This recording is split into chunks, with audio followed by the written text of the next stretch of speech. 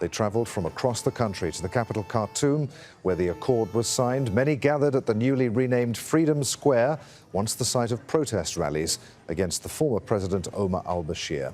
As Al Jazeera's Hiba reports from Khartoum, the deal paves the way for a civilian-led government. After 18 months of protests and 4 months of negotiations, Sudan's ruling military junta and the opposition coalition known as the Forces of Freedom and Change inked a final power-sharing deal, marking the start of a 39-month transitional period.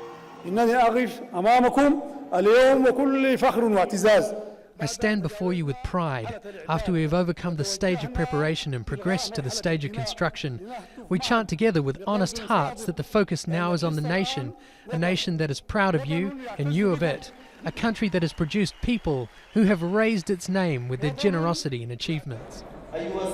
The final agreement includes a transitional period led for the first 21 months by the military and for the remaining 18 months by a civilian from the opposition coalition.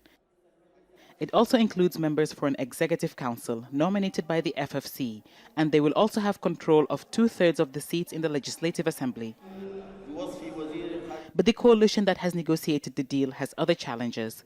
Some of its own members have refused to recognize the agreement, saying it doesn't address the core issues of conflict in the country.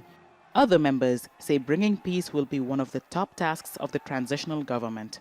The issue of war and peace is one of the most important priorities of the coalition, and we worked to tie the issue of peace to the issue of democratic transformation, because we believe in the right to live in peace. We believe in the rights of the martyrs, the displaced people and refugees. We affirm that the FFC aims for a comprehensive peace in all areas of conflict. Outside the hall, people celebrated the hope for a new phase in Sudan's history, but with cautious optimism. The signing of the agreement on Saturday may mark a landmark on the road to a civilian rule. But many Sudanese say it's not the end of their revolution. They say their struggle will have succeeded only when the military hands over power and justice and accountability begins. More than 250 deaths have been recorded since the start of the protests in December, with at least 120 killed in June when the military raided the pro-democracy sit-in at army headquarters, which had become the symbol of the revolution. The next step we are waiting for is the justice for the blood of the martyrs, before power is handed to the civilians and before the economy improves.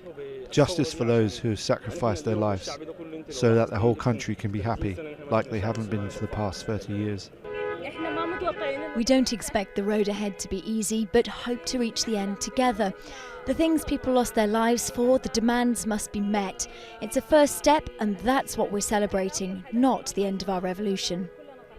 On the day of the signing, hundreds arrived in the capital from Atbara, where the protests began in December before spreading across the country.